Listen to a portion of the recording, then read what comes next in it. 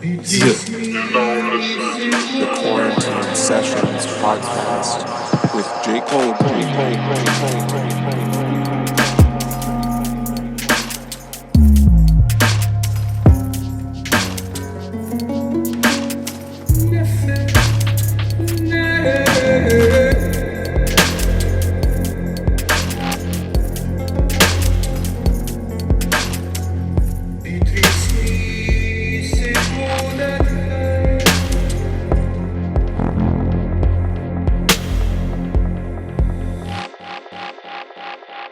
Thanks everybody who's listening right now. My guest today is PD Newman, very special guest.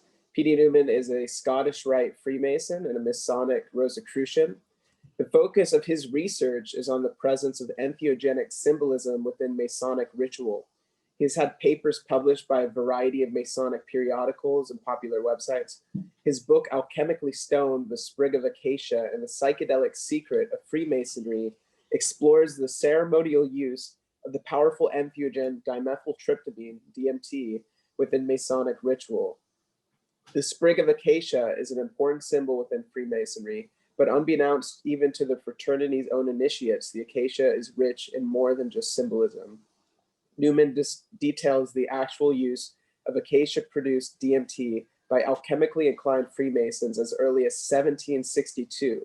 His premise challenges everything we think we know about the history, nature, and aims of the Masonic fraternity. So thanks so much for joining us. And, for me, the two main focuses of my podcast so far have been psychedelics and occultism. And you seem to be the first person that I've encountered who, in a very deep and robust way, have been able to marry these two things together and are very well versed in the study and research of both and how those two things intersect. So really glad to be having this conversation with you today. Yeah, I'm glad to be here. Thanks for inviting me. So the first thing I wanted to ask you about is I've had a few Freemasons on the podcast before. I know they're Freemasons just because I know them personally, but I haven't explicitly asked them about it. I know there's a lot of misconceptions about Freemasonry. I've seen a lot of Masonic lodges all over the United States and other places. And because I think people don't really know what it is, it tends to get a bit of a paranoid rap that it's some kind of a, secret organization bent on global domination or something like that. I was wondering if you could just kind of give a brief overview of what Freemasonry is to you, as well as perhaps a little bit of the history of it. Sure. Well, like you said, Freemasonry is a quote unquote secret society. And the fact that we are possessed of secrets breeds suspicion in the public and people who aren't Freemasons or don't know much about it. But there's a difference in Masonic secrets and Masonic mysteries. When we talk about mysteries, we're talking about ineffable mysteries that are either incommunicable or would not be understood by those who weren't initiated into those mysteries. But on the other hand, the secrets of Freemasonry refers to the modes of recognition by which a Mason would get himself into a lodge. And those are really the only things you would call secret that we can't talk about. And the reason being to keep people who aren't Masons out of the lodge. But there's also another angle to the secrecy aspect that has to do also with protecting a man's right to ignorance, if I could put it that way. A lot of people take it upon themselves to quote unquote wake up someone else, and from a Masonic perspective, that's very arrogant, and it's no one's position to try to wake another person up or think they're even able to interact with another human being in that way. Like we say that the initiative has to come from the individual. They have to knock on that door, is the way it's phrased. But So yeah, there is secrecy, but it's not what most people think the secrecy concerns. That being said, what I see Masonry as and what it touts itself to be is a sort of repository of ancient mystery traditions. And that being the case, you'll find many different influences within Masonic ritual. You'll find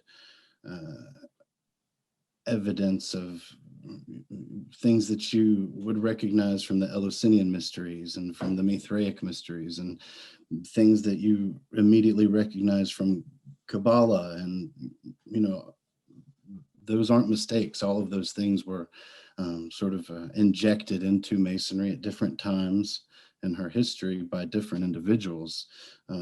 One of those individuals being a man named William Preston, who wrote the rituals kind of as we have come to know them, as modern Freemasons have come to know them. And he, for example, we know studied Kabbalah and actively inserted Kabbalistic symbols into the entered apprentice degree. So you'll find all kinds of stuff in there.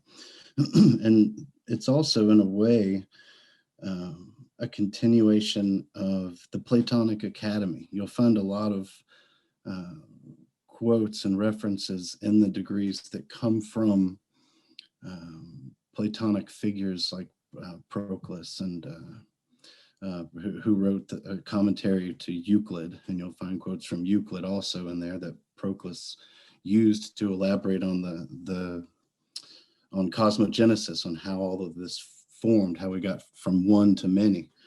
So yeah, it's all of those things to me. So Masonry primarily is a initiatic mystery school, basically, that the initiations that one undertakes when going through it, the different degrees, it opens them up to deeper levels of understanding and awareness of these mysteries, right?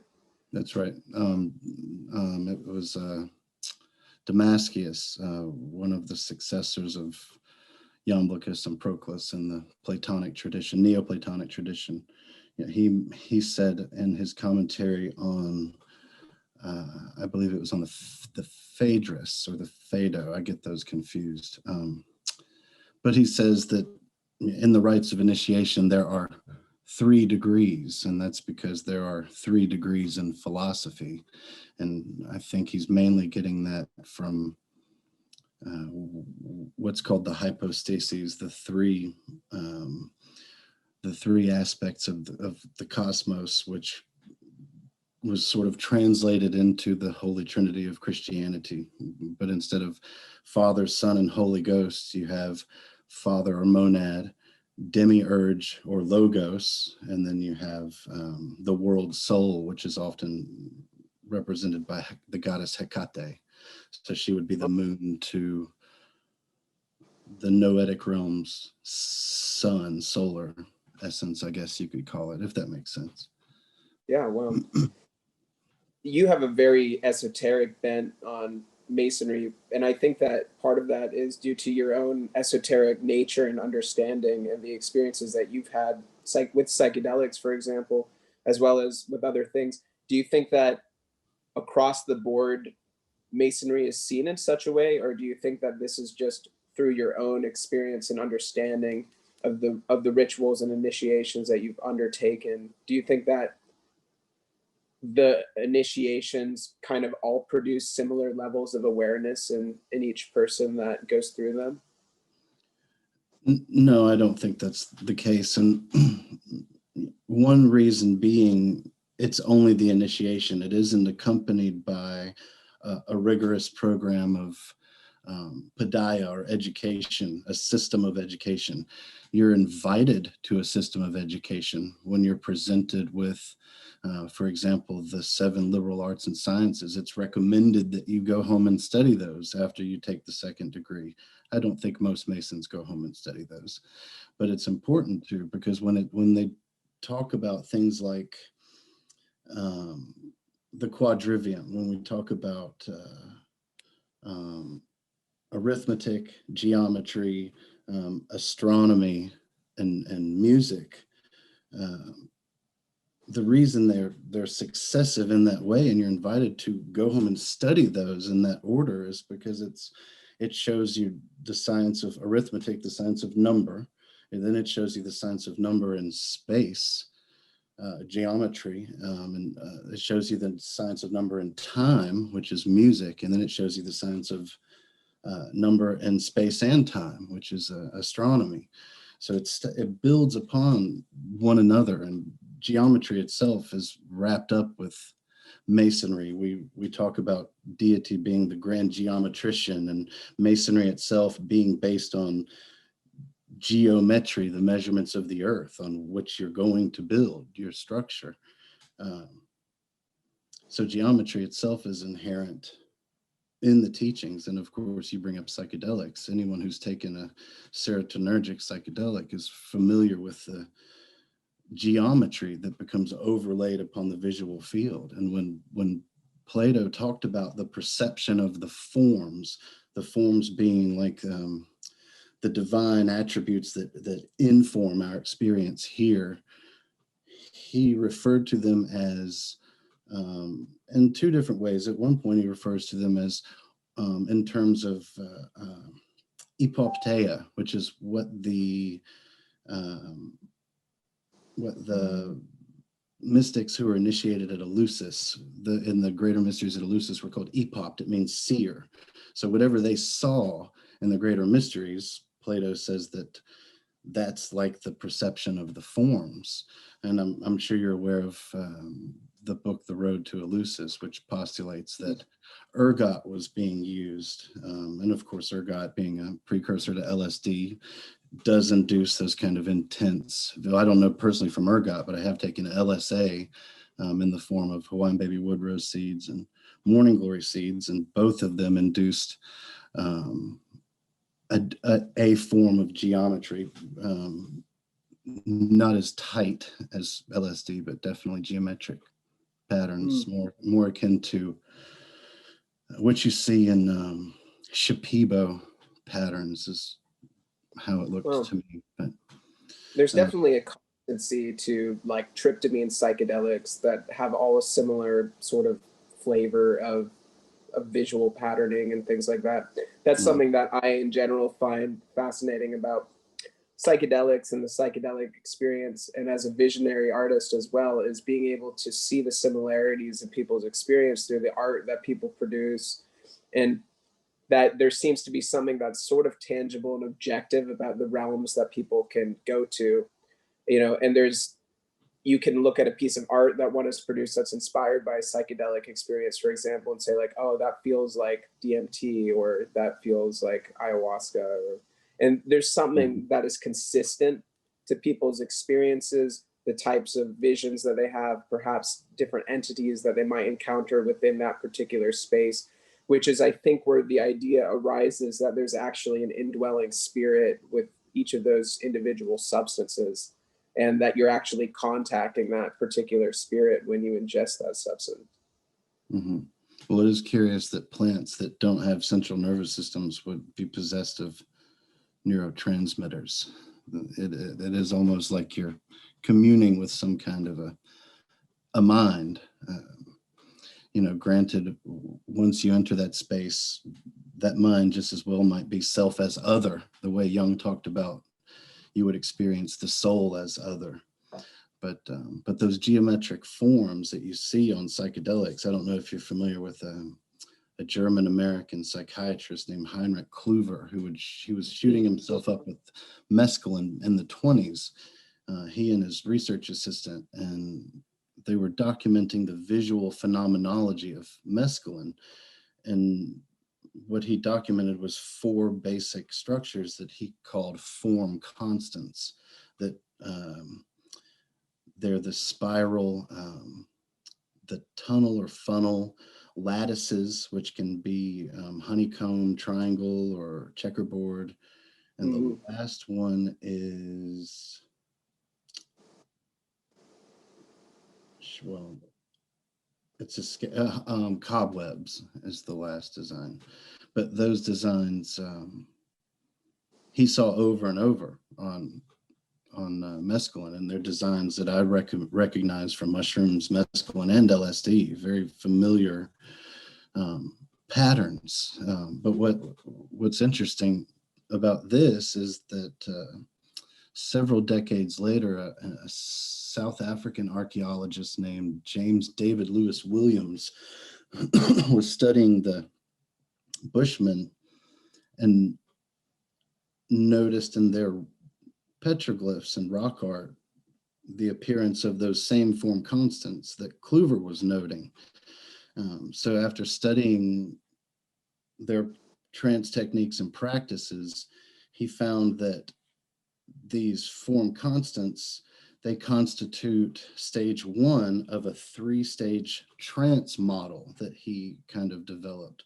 So in stage one, you perceive these form constants. In stage two, those form constants can kind of blossom into all of their possible shapes that are suggested by the shape of the form constant itself. So in the case of, for example, a honeycomb lattice, by stage two, that honeycomb lattice might blossom into both an actual honeycomb filled with bees, or it might blossom into the hexagonal basalt columns of the Giant's Causeway in Ireland, or it might blossom into indole rings, all of these things.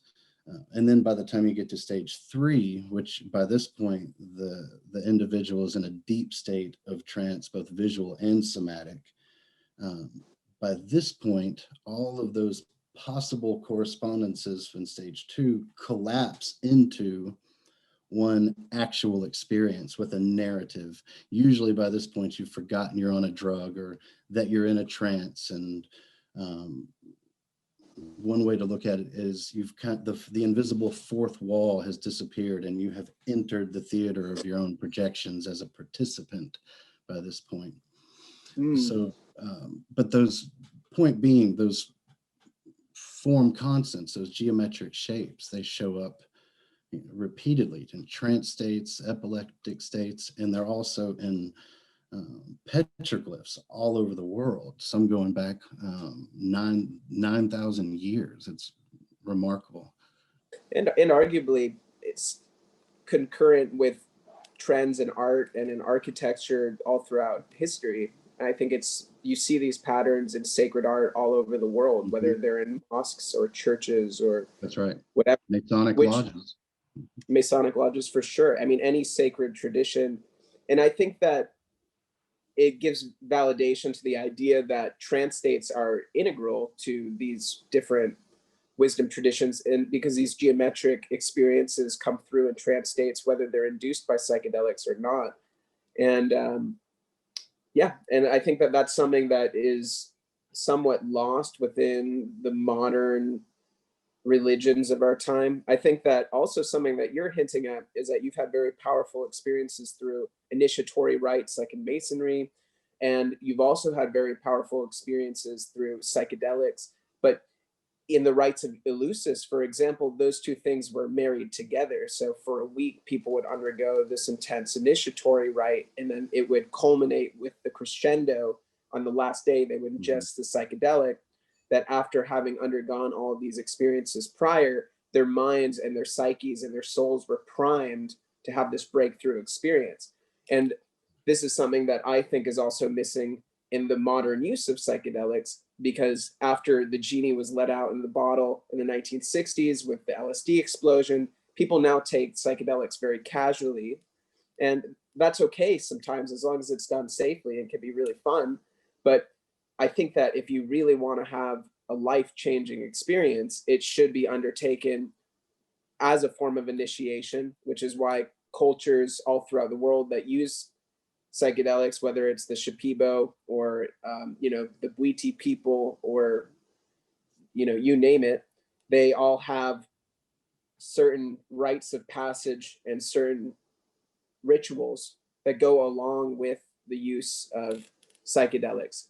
So do you think that the earlier Freemasons, like you were saying, you discovered evidence of the use of psychedelics as early as 1762, that they were using the psychedelic sacrament in this way as part of their initiatory rites? Oh, absolutely. Yeah. And the reason I say 1762 is because that's the earliest date that we can point a finger and say they're saying they're drinking a concoction made from acacia and it's causing changes in their consciousness. They're saying that in the ritual. But there's evidence of it all the way back in the earliest days of Masonry. Um, the first time we really see it happen is in a ritual by a man named Pyotr Ivanovich Melissino, who created something, a version of Freemasonry in Russia that's different from what anybody in America would recognize as Blue Lodge Masonry, but it it had as at its culmination, um, which took place in a church, not in a Masonic lodge. So the final degree had to be done in a parish, which gives you an indication of the religious nature of what, in their minds, what they were doing. But that's the first time we see this discussion of the sprig of acacia in Freemasonry discussed in terms of alchemy, where it's referred to as the primal matter. And in alchemy, the primal matter, it's language that was borrowed from Aristotle and the Peripatetics, where they're talking about um, what is the matter that reflects back the forms, the divine energies. If matter doesn't exist and everything we see is just all of that shining down and somehow reflecting back from this mirror-like substance, what is that mirror-like substance? So that was the original discussion, what is the primal matter? But in alchemy, it developed into a coded language to talk about the first matter, meaning the substance you need to produce the Philosopher's Stone. The Philosopher's Stone being something you're making from this primal matter. So while in plenty of alchemical manuscripts, you'll find operations on how to do this, at no point do they tell you what the primal matter is. That's the big secret in European alchemy. And that's not to say that there's only one primal matter. There is no one just continued tradition lineage of alchemy. There are multiple alchemies, with virtually every alchemist finding his own solutions to the problems in the manuscripts. And as long as the solutions lined up, they believe they had solved the problem. And I'm not disagreeing with them. But what we're talking about is a specific tradition where the primal matter was identified as acacia, and through an alchemical operation, they were producing a stone from this acacia that there are indications that it was both being burned as an incense, and in the Egyptian rituals of a man named Cagliostro, he was actually putting it into a red liqueur and drinking it. We don't know what else this red liqueur consisted of, but we know that he was putting it in there and having the candidate for initiation drink it. But all of this happens in, like I said, in the late 18th century. The sprig of acacia itself wasn't always in Freemasonry. In the earliest days of Freemasonry, the rituals only refer to a sprig of cassia. Cassia is a cinnamon-like plant from southern China that really has no business even being mentioned in a Masonic ritual. It's weird that it's even in there because it's not from Jerusalem, where all the Masonic rituals are based, in King Solomon's temple. So at some point around the 1730s, and we know this because all of the exposés and ritual books and monitors of the time reflect this, cassia became acacia in virtually every Masonic lodge in Europe, like overnight, apparently. And it's been a big puzzle as to how this happened. Who did it? Why did they do it? And Dr. David Harrison, in his book, The Genesis of Freemasonry, he points out that the third Grand Master of the Premier Grand Lodge of London, a man named John Theophilus de Sagoulier, after his stint as Grand Master, the Master Mason degree underwent considerable alterations, resulting in the version that we now have. and it's suspected, most likely, that it was Desaguliers who inserted the Acacia into Masonic ritual. For the listeners who don't know, the Acacia shows up in Masonic ritual in the rite of passage into Masonry, into the highest degree, just like the rites of passage in the ancient mystery traditions. It's a ritualized version of a myth. The central mythos of the cult is the way you would, it's discussed, this kind of thing is discussed in like anthropological literature, but you're reenacting this cult and this myth and of the cult, the Masonry being the quote unquote cult. But the cycle that's being enacted is a solar cycle of implied death and resurrection. And one of the things that signifies this death and resurrection and the immortality that transcends life and death is this sprig of acacia that's placed at the head of the grave of this figure, Hiram Abiff, who is kind of a solar Osiris, kind of Dionysus, dying and rising Christ-like figure, even though he's not that. It's an implication. To say he's that is wrong, because that's not what it is. But that's definitely the implication. If we're going to talk about archetypes and types, he is certainly a type of Osiris being the archetype. So the sprig of acacia is placed at the head of his grave, and anyone who's familiar with Egyptian mythology will immediately already be saying, well, Acacia and Osiris, that's a continuation right there. But that aside, so the acacia is placed into the ritual by this man named John Theophilus Desaguliers. Desaguliers happens to be research assistant to Sir Isaac Newton in the Royal Society. Well, the Royal Society, one of the founders of the Royal Society was a man named Elias Ashmole, who's also one of the first Freemasons. I say first speculative Freemasons. Freemasonry has existed for a long time, but it was a builders guild that built actual cathedrals. By the time Ashmole had joined, it was a speculative fraternity that was more philosophical, what we have now.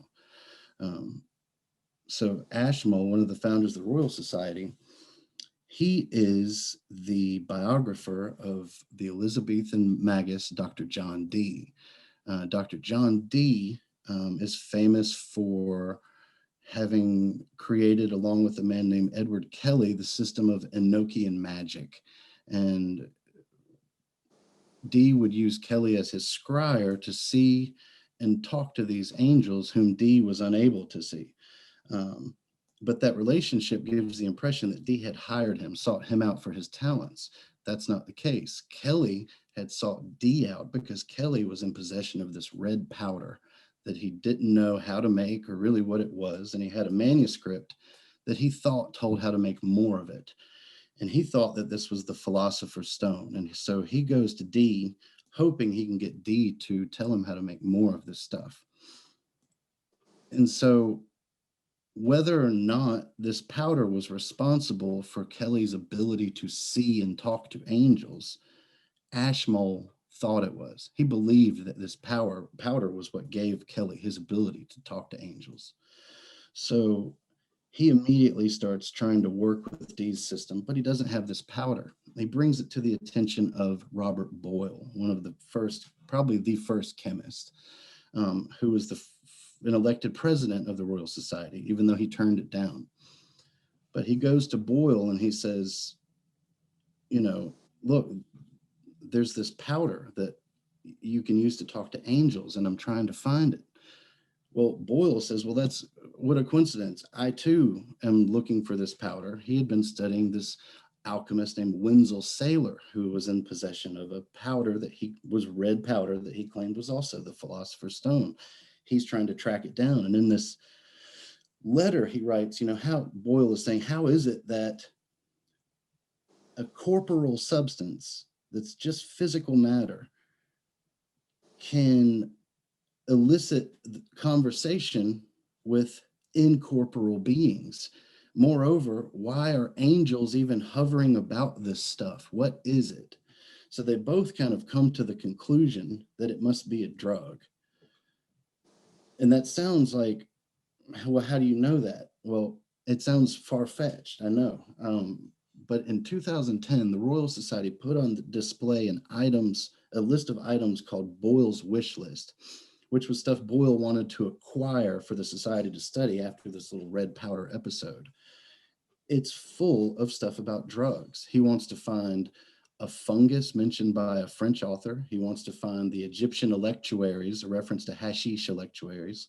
He wants to find drugs that cause pleasing dreams, epileptic fits that give you superhuman strength. He even says hallucinogenic drugs. So they're actively trying to find psychedelics. After this, Robert Hooke, who is curator of experiments for the Royal Society, he shows up with a bag of hash and he's like, look, I got this from, I think the guy's name was Robert Knox, who was a sea captain who brought it back from India. He gives 2 different lectures on the effects of hash, talking about how you get real high, then you get real hungry, and then you get real sleepy. You know, he's describing how his high was. So it instigates this search for psychedelics. So that's the background that Desaguliers is coming from. Now, interestingly, one of the documents that was in the Royal Society's possession, because they were interested in cartography, were the reports of Christopher Columbus when he first traveled to the Americas in the 1400s. This was the first time that Yopo was documented. Yopos being a DMT snuff made from Anadenanthera colubrina and Anadenanthera peregrina trees. Well, A. Humboldt, years later, identifies this tree wrongly as Acacia neopo. So the tree that Columbus was reporting, that the acacia, that the hallucinogenic red, that was described as a cinnamon colored powder by Columbus. So he's this powder is understood as being derived from acacia, even though it's not, because the tree was identified as acacia. But still, acacia is hallucinogenic, and acacia and Anadenanthera are very similar. They both have the same bipinnate compound leaf structure. They both have the thorns on them. They have almost identical bark. I mean, I can't tell them apart. So I doubt early botanists could have either.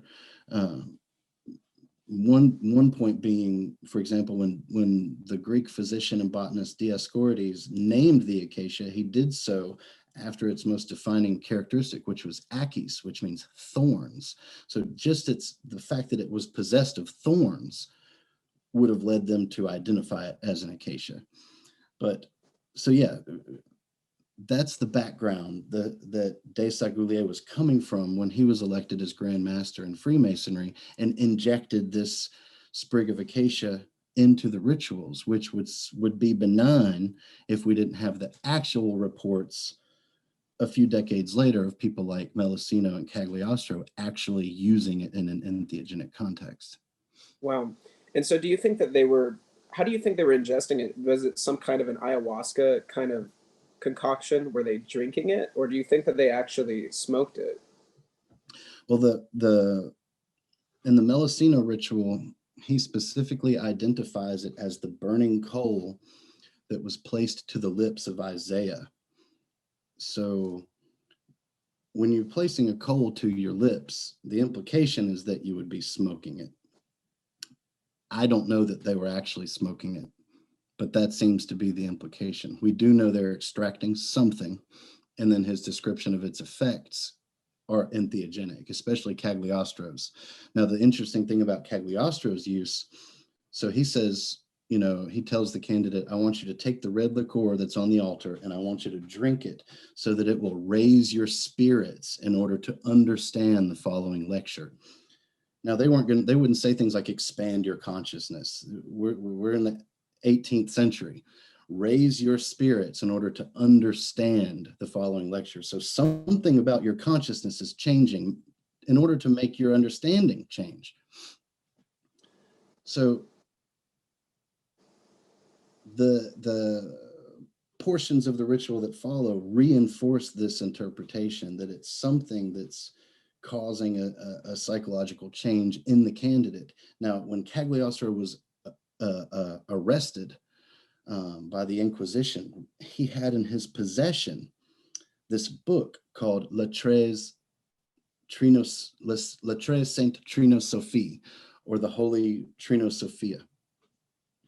This book, most people attribute it to Saint Germain, based on, I think, Manly P. Hall's claim, which I think is really weird because it was in Cagliostro's possession and it wasn't attributed to Saint Germain at that time. Someone wrote Saint Germain on the manuscript later, and then someone rewrote Cagliostro and crossed it out, but it was in Cagliostro's possession. Now, when you read in the document, there are lavish pictures of this, in one section, of this bird that has a sprig of acacia in his beak. It's clearly a sprig of acacia because it's the same bipinnate compound leaf structure that we talked about with acacia and Anadenanthera. In the section that shows this bird with this in its beak is a story about a man who's handed this crystal chalice filled with a liqueur of a saffron hue, so a red liqueur. He's told to drink it, so he drinks the whole cup, and he says that he feels a divine fire coursing through his veins. He says he felt his intellect increase. He said he even felt braver. These are the effects of drugs. This is a drug effect. And one of the fascinating things to me, in particular to Cagliostro's earlier description, is it's more mild. In the Trino Sofia, it's clear that it's a bigger dose. But in the earlier ritual, shoot, I lost my train of thought. Can't remember where I was going with that, but oh yeah. So the earlier ritual, he says that it will raise your spirits in order to understand.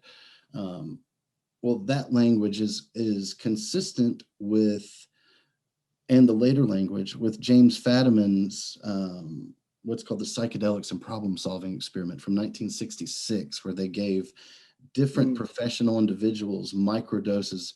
Well, let me back up. Individuals who had had difficulty solving a specific problem within their profession that they had been struggling with for several months or longer with no solution.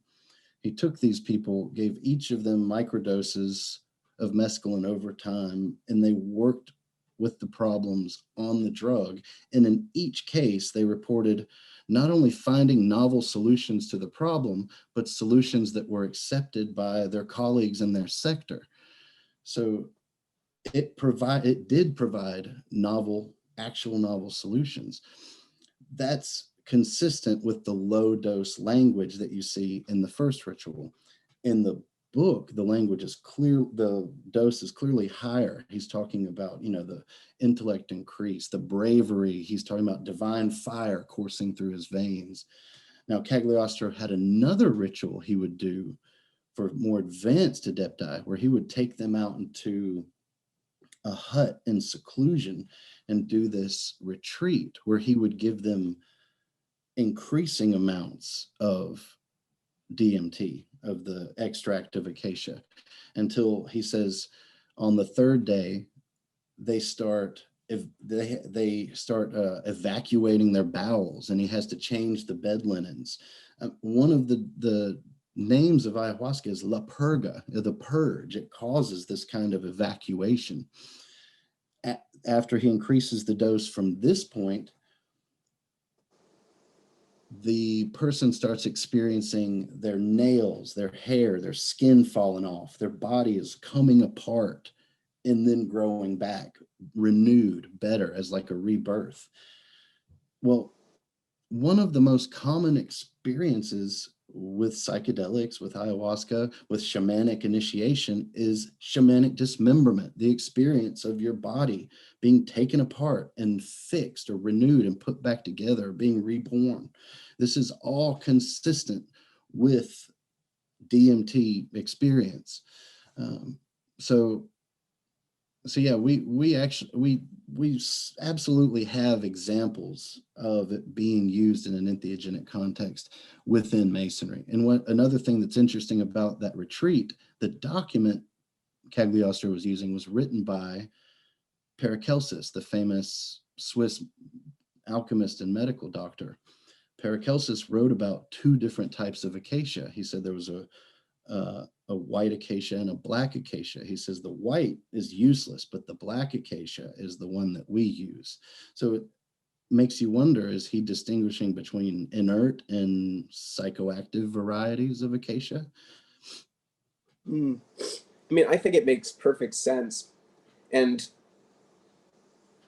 I mean, the use of psychedelics in an initiatory context stretches back to basically the advent of humankind as we know it, and probably the earliest form of what we would call religion that exists. You know, people were having mystical experiences on psychedelics. If you subscribe to some of Terence McKenna's theories, the idea that, you know, humanoids would be roaming about the plains and discovering psilocybin mushrooms and tripping their heads off and having experiences of angels and visions, and that's where all of our kind of religious mythology comes from. And I think we're just in this weird kind of like, I mean, we're coming out of it, but we've been in a bit of a dark age when it comes to the use of psychedelics. People like yourself are doing great work to try to revive the initiatory context in which they were primarily used, I believe, for many thousands of years. You know, not to say that they don't also have benefit in other forms of use, like creativity, like you suggested, for treating psychological distress and PTSD and things like that. But I wanted to change the subject a little bit and talk a bit about your new book, The Angels in Vermilion, which is about the Enochian work of John Dee and the relationship of that and DMT, which is very interesting to me. I'm completely fascinated by John Dee's work. I'm not highly experienced with Enochian magic, although I have explored it a little bit. But I just think that as a character within the history of magic and occultism, he's one of the most incredible and enigmatic characters. I think the story of John Dee and Edward Kelly would be like a fascinating movie, for example. Oh, I'm surprised absolutely. it's never been made. So could you tell us a little bit, for our listeners that don't know, just a bit about who John Dee and Edward Kelly were? And then I'm very curious to hear about what parallels you've found between their work and the use of DMT and other psychedelics. Well, much of what I've been talking about here with Ashmole and Dee and all that comes from the new book. But I do have a lot more of a focus on the connection with Dee and Kelly and their drug use. Dee and Kelly themselves never talk about drugs, but in the um, diaries, the angels do.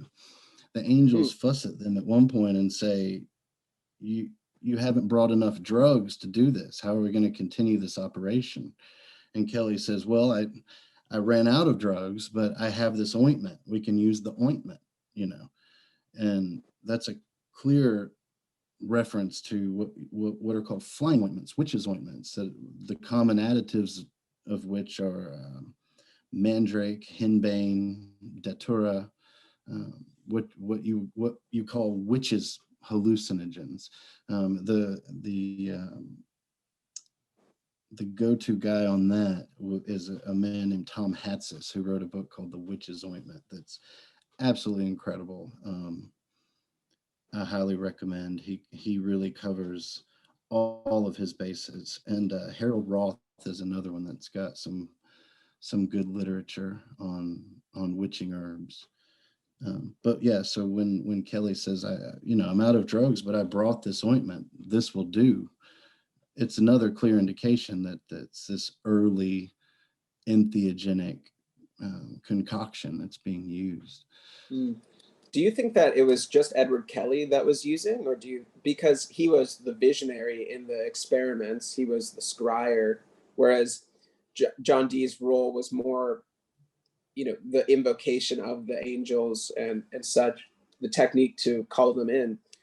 So do you think that it was primarily Edward Kelly that would be taking and ingesting the substances in the experiments. I have no doubts that that Dee would have been familiar with a lot of drugs. One of the points that Jason Louv makes in his book, Empire of Angels, is that whatever drugs were available to 16th century alchemists, to 16th century magicians, alchemists surely would have had the first pick. They would have been the most knowledgeable about plants and their drugs.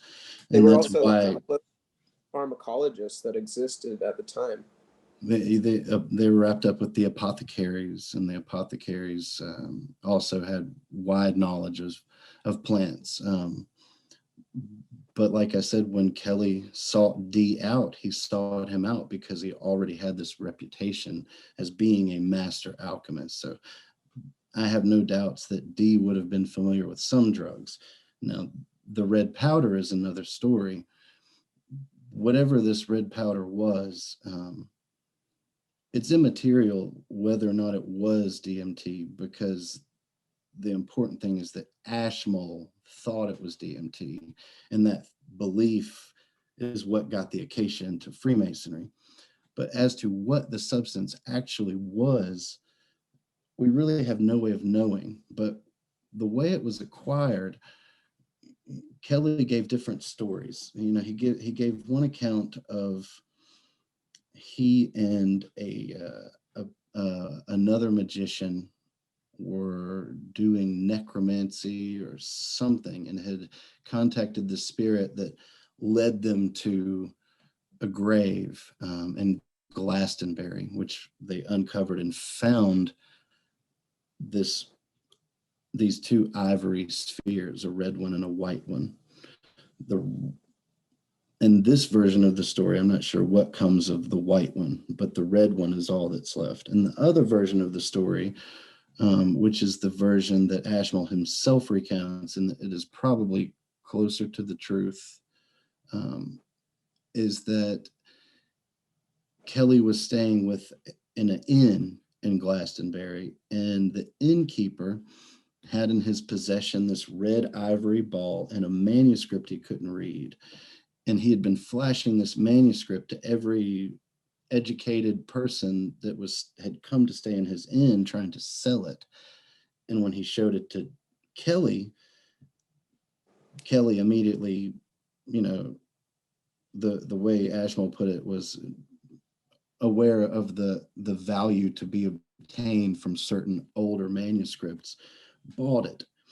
And then the innkeeper says, and it was with this ivory ball in it. He looks over, and there's a child on the floor playing with the ball as a toy. And he says that there was a white ball, but when these soldiers had robbed this grave in Glastonbury, they threw the white ball away, thinking it worthless, and it broke, and they saw that it was full of this white powder that blew away. Not knowing what that was, and thinking, well, maybe the red one's worth something, he brought the red one back intact.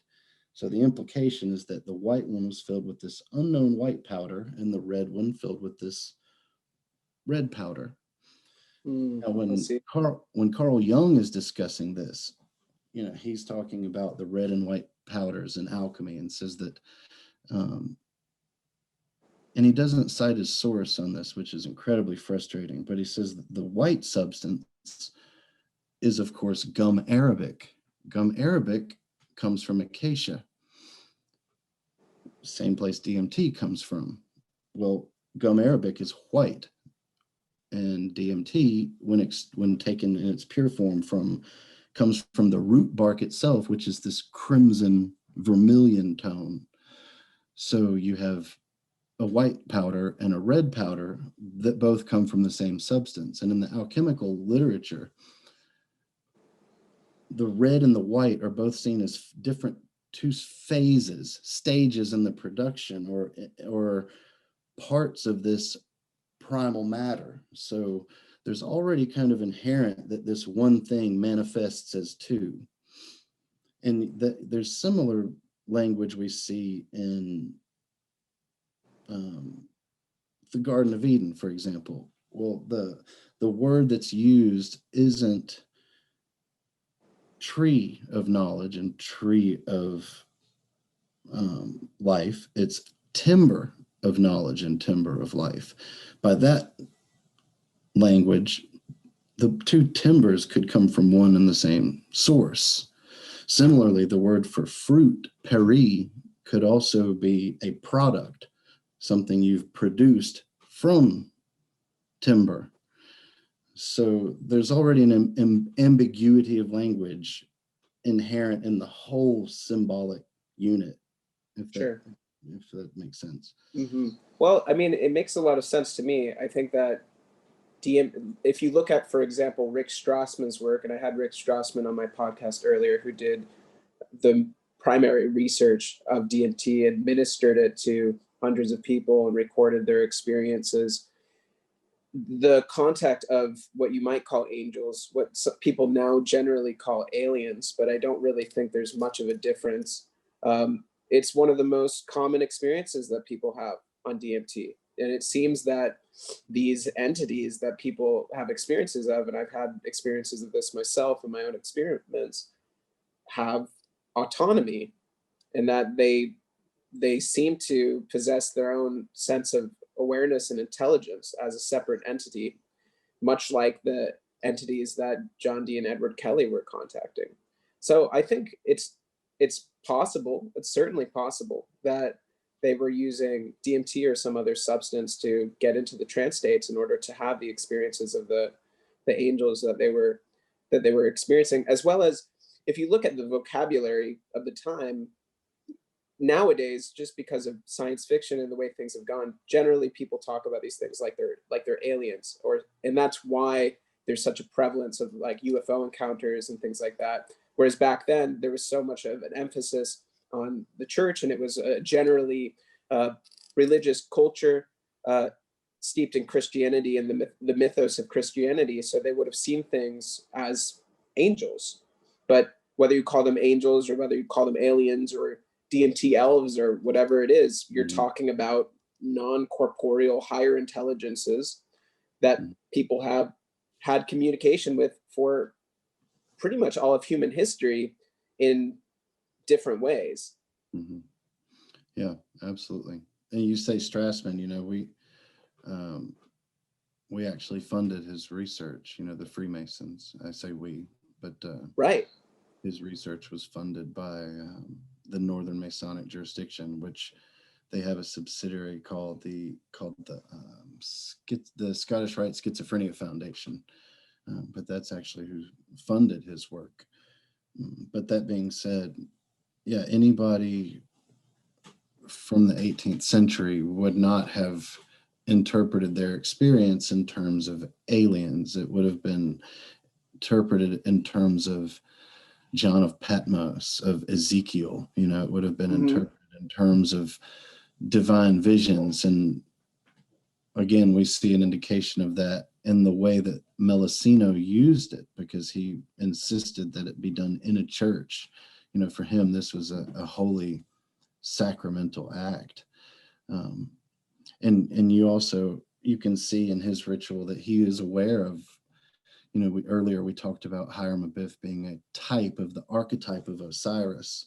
And you see the same kind of fractal thinking, macro, micro, cosmic thinking in Melusino, and he says that Hiram Abiff, when he rises again from the grave, he will return under the guise of the Redeemer.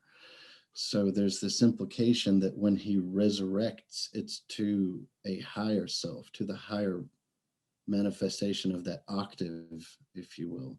So there's already this really hermetic, which makes sense, it being Masonic, but incredibly advanced type of thinking. Absolutely, yeah. And I think that psychedelics reliably, at least you can see evidence of this throughout recent history, it does expands one's intelligence to a degree. It enables one to have insights, experiences, realization that are outside of or farther than that person's typical state of consciousness. That's the novel thinking aspect of it. And what how we think that works is that what they're determining through, I say they generically, what various scientists are determining through brain imaging is that the effect of many of these drugs, mainly the serotonergic ones, is that they silence what's called the default mode network of the brain. And this is the central hub of the brain where they believe sense of self may be perceived. So in a way, it's the sort of the neurophysiological correlate to the ego. Well, when we talk about silencing that, ego death, ego silencing is a very common cliche tossed around at this point in psychedelic culture, but the silencing of that central hub allows for cross communication of portions of the brain that otherwise remain at a perpetual distance because of that default mode network.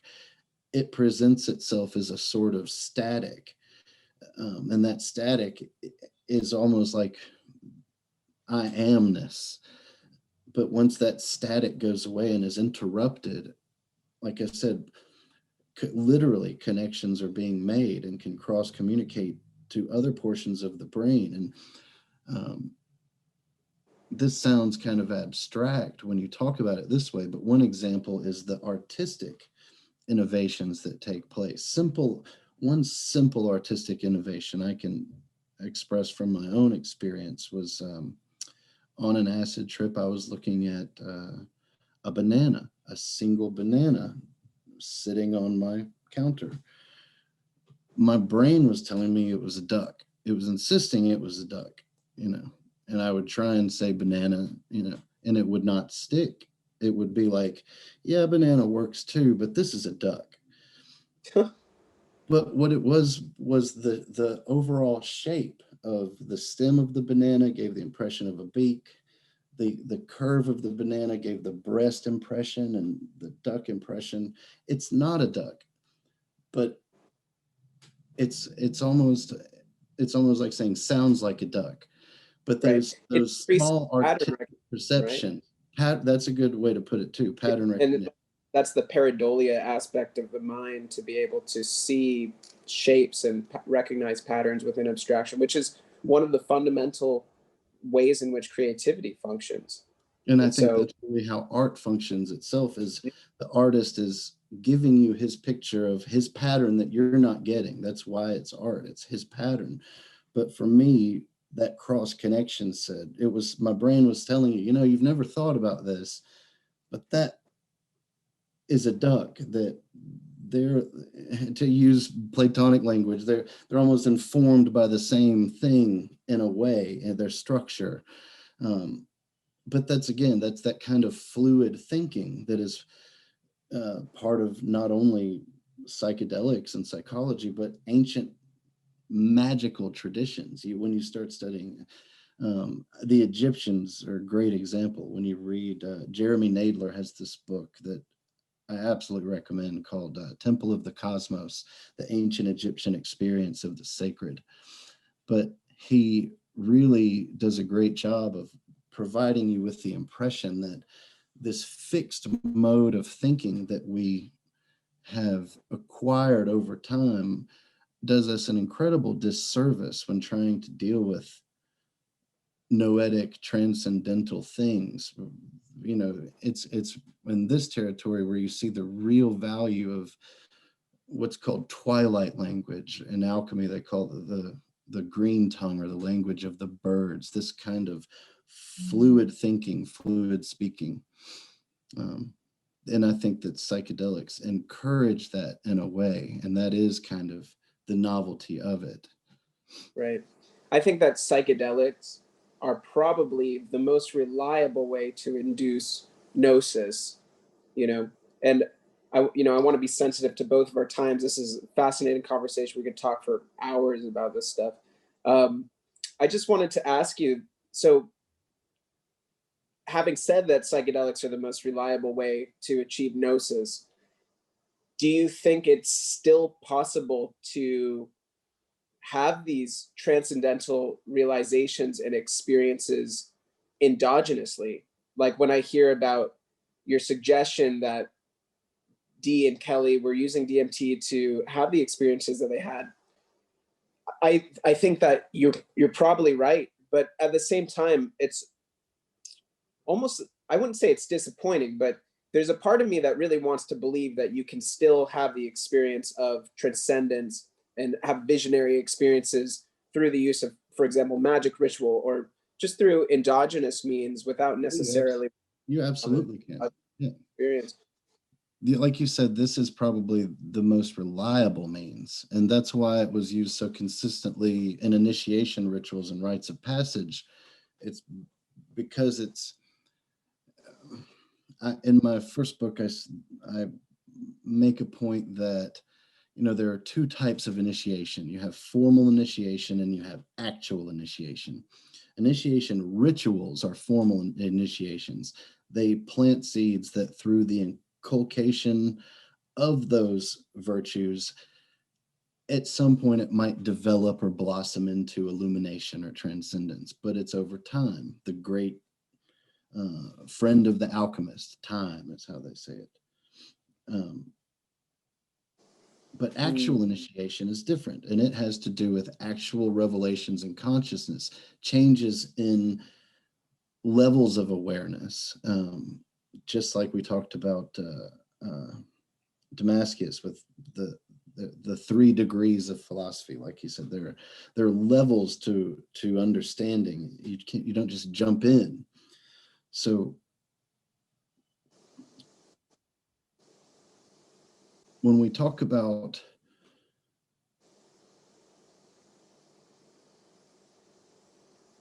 ritual, we're really talking about set and setting. That's what set and setting is. So when we talk about doing psychedelics in a ritual context, that's just the fail-safe means to induce actual initiation and formal initiation in the same moment. That being said, there are absolutely other means to attain visionary states, transcendental states, yoga, meditation, ceremonial magic, is all of these are great examples.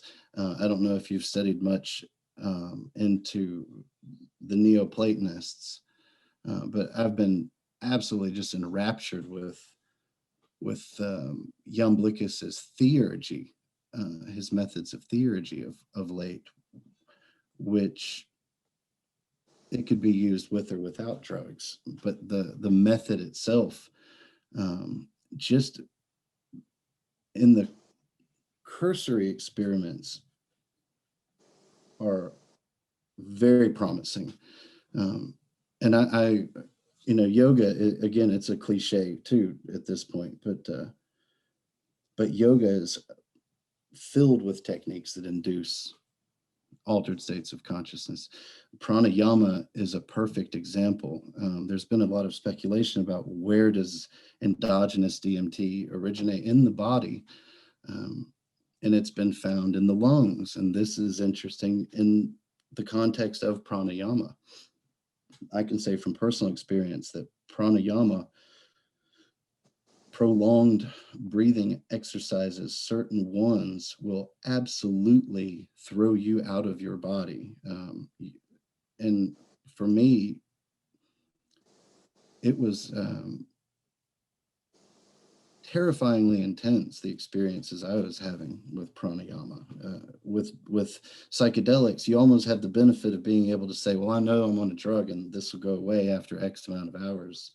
But with my pranayama experiences, that was not the case. And there were times that I was 72 hours in thinking, am I going to be able to go to work tomorrow? Can I deal with, you know, seeing, you get to a place where you're no longer seeing people, you're seeing living hieroglyphs, walking gods in states of consciousness that are not, what's the word? They are not in symphony with modern life, with the modern grid life that we've gotten ourselves into. But yeah, they're absolutely effective, and psychedelics are just one means, and I like them because they're nature's means. Many men are in this Gnostic, they don't even know it, but they're in this Gnostic dualistic frame where they reject body and matter, and they don't realize it. They will say everything to the contrary, but the minute you start discussing using nature to achieve a transcendental state, things get testy, and they want to say, oh, well, you could do this ritual or this prayer or this meditation, all of which were designed by men, made by men. But the minute you say this, that we can prove wasn't made by men and is natural and is absolutely from deity, it becomes questionable. And we say, well, wait, we don't want to do that. That's a drug, So Right. That's something that I think we got a long way to overcome. It's like, what's more natural than eating a plant? Exactly. Sounds pretty natural to me, but exactly. But that being said, that doesn't mean that those other techniques are any less effective. And sure. I used to not think so. I used to absolutely think otherwise, because I really felt that I could get further with the psychedelics. But I think that may be just true for me. I don't think that's true for everyone. Right. And I think what it really comes down to is the intention to initiate, and different techniques that have a function that produces initiates, right? Mm-hmm. And actually this effective. And that's effective. And this is obviously a deep intention that you hold. And I think that the greatest use of psychedelics is for the intention of initiation, and that what you're trying to revive is having the capacity to do that, much like there were the Eleusinian mysteries in the past, or different iterations of Freemasonry in the past, where there were these initiatory rites that corresponded with the use of psychedelics to produce exalted states of consciousness that would allow one to have revelations into deeper mysteries. And I think that is it's a birthright of humankind to have access to that. Yeah, I agree. Thank you. Yeah. Sure. Yeah. Thanks so much for your time. This was such a fascinating conversation. So tell us, where can people find more about you and get your books and things like that? Well, my first book, Alchemically Stoned, it's available on Amazon. It's available with the publisher, which is Laudable Pursuit. Definitely check out their website. They're great guys. My new book is coming out with Tria Prima, and they have an excellent blog. I have articles on there periodically. The book will be out May 19th, and the publisher is going to make an official announcement here in a few days. I don't know when you're going to air this episode, though, so I hate to.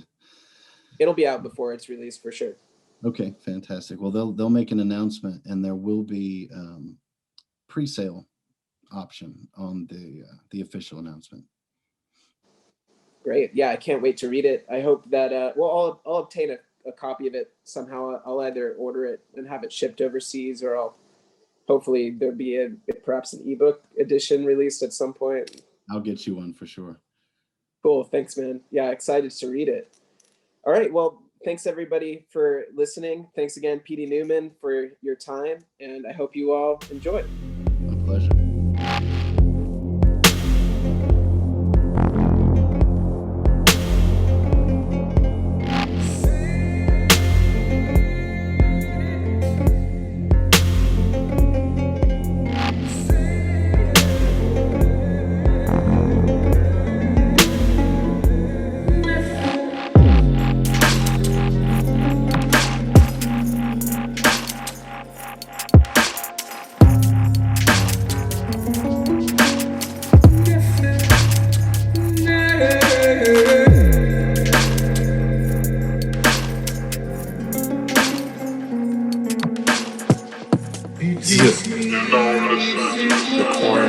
Sessions podcast with J. Cole.